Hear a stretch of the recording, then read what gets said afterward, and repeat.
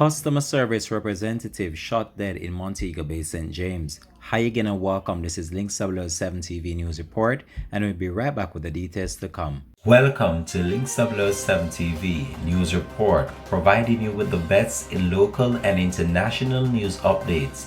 This is a place where you can get the most reliable and informative news information. Link 7 TV News Report. Welcome back and thanks for joining us. This is Link 7 TV News Report.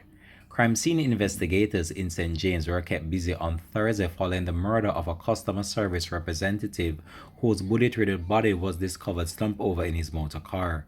The dead man has been identified as 33-year-old Manuel Beckford of Albion Mews, Montego Bay, St. James. Reports are that about 11:45 a.m., citizens heard loud explosion coming from Salt Spring Road and called the police. Upon the arrival of the police, Beckford was found suffering from multiple gunshot wounds in his motor car.